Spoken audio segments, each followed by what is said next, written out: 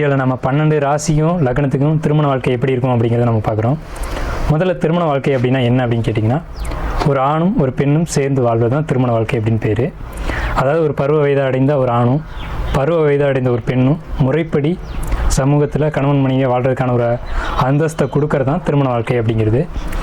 இந்த திருமண வாழ்க்கை அப்படிங்கிறது ஜோதிட சாஸ்திரத்தில் வரையறுக்கப்பட்டு வச்சுருக்கு. எப்படின்னு கேட்டிங்கன்னா, ஒரு ஜாதகத்தை வச்சுக்கிட்டு ஒரு ஜாதகத்தில் 7ஆம் இடம் அப்படிங்கிறது திருமண வாழ்க்கையை பற்றி சொல்லுது.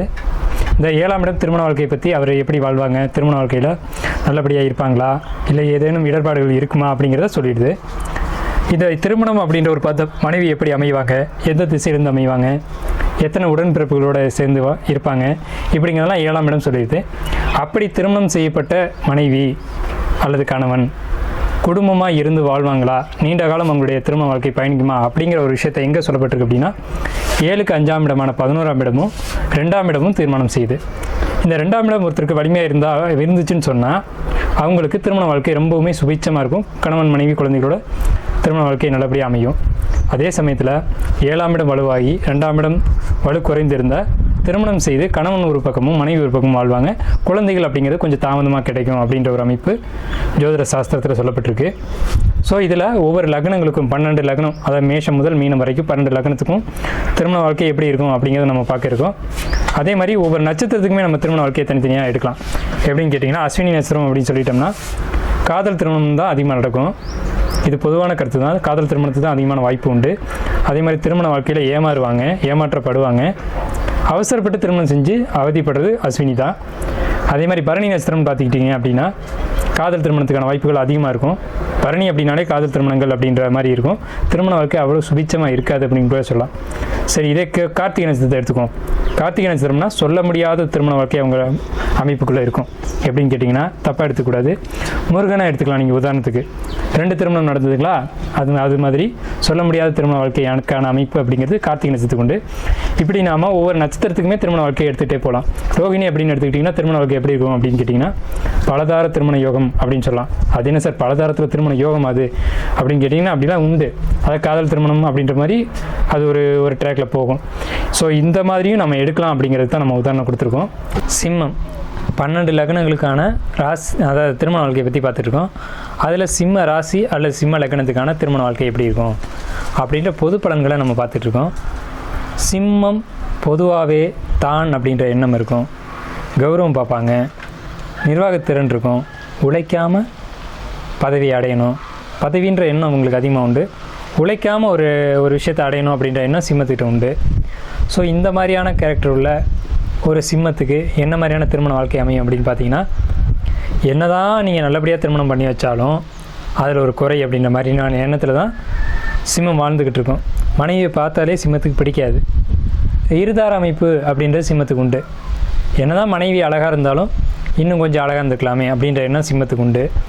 தான்ற கௌரவம் வந்து அதிகமாக இருக்கும். ஆனால் இதை திருமணத்துக்கு பின்னாடி மனைவி ஒரு நல்வழிப்படுத்துவாங்க. திடீர்னு திருமணம் நடக்கும் சிம்மத்துக்கு. பெரிய அளவில் பிரம்மாண்டமாக நடக்காமல் சிம்பிளாக நடக்கும் திருமணம் அப்படிங்கிறது சிம்மத்துக்கு சிம்பிளாக நடக்கும். சிம்பிளாக நடந்தாலும் திருமண தடைகள் உண்டு. அதனால் இதை ஏற்றுக்குவாங்க. அதாவது இவங்களுக்கு பிடிக்காது, பரவாயில்ல அப்படின்ற மாதிரி ஏற்றுக்கிட்டு திருமணம் செஞ்சுக்குவாங்க. ஆனால் நல்லபடியாக தான் திருமண வாழ்க்கை இருக்கும். நல்லபடியாக திருமண வாழ்க்கை இருந்தாலும் சிம்மத்துக்கு அவ்வளோ திருப்தி தராது. சிம்மம் திருமண வாழ்க்கையில் திருப்திப்படாது. சிம்மத்துக்கு திருமணம் பண்ணும்போது 1க்கு 2 முறை வந்து அவங்கள்ட்ட நல்லா கேட்டுக்கணும், உங்களுக்கு இந்த திருமணத்தில் சம்மதமா அப்படின்றத கேட்டுட்டு உறுதி பண்ணி தான் திருமணம் வைக்கணும். ஏன்னா கடைசி நேரத்தில் கூட திருமணம் வேணாம்னு சொல்லக்கூடிய ஒரு அமைப்பு சிம்மத்துக்கு உண்டு. திருமணத்துக்கு பின்னாடி பொருளாதாரம் நல்லபடியாக ஒரு பெரிய வளர்ச்சிக்கு போகும். சிம்மத்துக்கு குழந்தைங்கன்னு பார்த்தீங்கன்னா, முதல் குழந்தை ஆண் குழந்தையாக தான் பிறக்கும். ஆண் குழந்தை பிறந்தால் மிகப்பெரிய அதிர்ஷ்டத்தை கொடுக்கும். அதே நேரத்தில் சிம்மத்துக்கு பெண் குழந்தை பிறந்தாலும் அவயோகம் இல்லை. ஸோ அது பிரச்சனை இல்லை. சிம்மத்தினுடைய மாமனார் அப்படின்னு பார்த்தீங்கன்னா, மாமனாருடைய சப்போர்ட்டு ரொம்ப குறைவாக தான் இருக்கும். இந்த சிம்மத்துக்கு வரக்கூடிய மாமனார் அப்படின்ற அமைப்பு அப்படிங்கிறது கொஞ்சம் ஏட்டிக்குட்டியான ஒரு அமைப்பில் தான் வரும். சிம்மத்துக்கு மாமனாருடைய சப்போர்ட் அப்படிங்கிறது பெரிய அளவில் கிடைக்காது. பெரிய அளவில் அவங்களுக்கு லாபமும் இருக்காது. அந்த உறவு வந்து இவங்களுக்கு கசக்க தான் செய்யும். சிம்மத்தை பொறுத்த வரைக்கும் இது பொது பலன்கள் தான். சிம்மத்தை பொறுத்த வரைக்கும் மாமனார் உறவு அப்படிங்கிறது கொஞ்சம் கசப்பு கொடுக்கும். ஏன்னா சிம்மம்னாலே நான் உயர்ந்தவன் அப்படின்ற எண்ணம் சிம்ம ராசி சிம்ம லக்னத்துக்கிட்ட உண்டு. ஸோ இவங்க யாரையுமே ஈக்குவலாக மதிக்க மாட்டாங்க அப்படின்றதுனால, ஏன் குறிப்பாக சொல்லணும்னா இவங்களுடைய தந்தையை கூட இவங்களுக்கு நிகராக இவங்க பார்க்குறது இல்லை.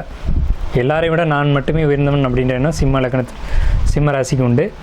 ஸோ இதனால் சில இடர்பாடுகள் சிம்மத்துக்கு திருமண வாழ்க்கையில் வரும். அதாவது மனைவி தனக்கு அடங்கித்தான் வாழணும் அப்படின்னு சிம்மம் நினைக்கும். ஸோ அந்த எண்ணத்தை கொஞ்சம் மாற்றிக்கிட்டால் நல்லாயிருக்கும் சிம்மத்துக்கு. ஆனால் அந்த எண்ணம் அவ்வளோ எளிதில் மாற்றிக்கவும் முடியாது. ஏன்னா பிறந்த குணம் அப்படிங்கிறது கடைசி வரைக்கும் வரும். சிம்மத்துக்கிட்ட இருக்கக்கூடிய ஒரு குறையும் தான் சிம்மத்துக்கிட்ட இருக்கிற நிறையும் இதுதான். அதாவது ஒழுக்கமாக இருக்கணும் அப்படின்றதுல ரொம்ப கவனம் வைப்பாங்க. சமூக கட்டுப்பாடு, தனக்கான கௌரவம் அப்படிங்கிறது எந்த இடத்துலையும் விட்டு கொடுக்காமல் வாழணும் அப்படிங்கிறதுல சிம்மம் கரெக்டாக இருக்கும். அதனாலேயே சில நெறிமுறைகளை அது ஃபாலோ பண்ணும். இது ப்ளஸ்ஸு. என்ன மைனஸ்ன்னு கேட்டிங்கன்னா, தனக்கு அடங்கி மனைவி இருக்கணும் அப்படின்னு நினைப்பாங்க, தனக்கு அடங்கி வாழ்க்கை துணை இருக்கணும்னு நினைப்பாங்க. சிம்மத்தில் பெண்கள் இருந்தாலும் ஆண்களை அடக்கி ஆள்வாங்க. அது குடும்பத்துக்கு ஒரு நல்ல விஷயமா அது இருக்காது. ஸோ இது சிம்மத்தில் பெண்கள் பிறந்துட்டாங்க அப்படின்னா திருமண வாழ்க்கையில் கணவன் மனைவிக்குள்ளே ஒரு எலியும் பூனையும் அப்படின்ற அமைப்பில் தான் ஓடிட்டுருக்கும். ஏன்னா சிம்ம ராசி எலி ராசி அப்படின்னு தான் பேர். 2 எலிகள் சிம்மத்துக்கு உண்டு. ஸோ அதனால் இந்த எலி போன்ற அமைப்பு சிம்மத்துக்கு உண்டு. அதனால் என்ன சொல்ல வரோம் அப்படின்னா, சிம்மத்துக்கு அதிகமான குழந்தைகள் வாய்ப்பு அப்படின்றது உண்டு. சிம்ம ராசி சிம்ம லக்னம் யாராவது குழந்தை இல்லைன்னு நீங்கள் ஏங்கிட்டு இருந்தீங்க அப்படின்னா நிச்சயம் உங்களுக்கு குழந்தை உண்டுன்றதை மைண்டில் வச்சுக்கோங்க. என்னன்னு கேட்டிங்கன்னா, சிம்மத்தில் தான் எலியினுடைய நட்சத்திரங்கள் இருக்குது. எலி தான் அதிகமான குஞ்சுகள் ஈனும். ஸோ அப்போ அதிகமான குழந்தை பிறப்பு எந்த ராசிக்கு உண்டு அப்படின்னு பார்த்திங்கன்னா சிம்மத்துக்கு தான் உண்டு. அதனால தான் புத்திரகாரகன் அப்படி சொல்லி சூரியனை சொல்கிறாங்க. அதாவது புத்திரஸ்தானம் சொல்லி 5ஆம் வீட்டை சொல்கிறாங்க. ஸோ இதுதான் காரணம். அப்போ சிம்மத்துக்கு குழந்தை அமைப்பு அப்படிங்கிறது நல்ல யோகமாக இருக்கும். ஆண் வாரிசுக்கான யோகம் நிச்சயம் இருக்கும். ஆனால் திருமண வாழ்க்கை மட்டும் உங்களுக்கு திருப்தி தராது, ஒரு குறையோடவே இருந்துக்கிட்டு இருக்கும். ஏன்னா 6, 7 கூடிய சனி 7ஆம் வீட்டில் சனி மூல திரிகோணம் அடைகிறார் அப்படின்றதுனால திருமண வாழ்க்கையில் இவங்களை மனைவியை திருப்திப்படுத்த முடியாது அப்படின்றது தான் உண்மை. சிம்ம லக்னத்தை பொறுத்த வரைக்கும் பொதுவான திருமண பலன்கள் அப்படின்றது இதுதான்.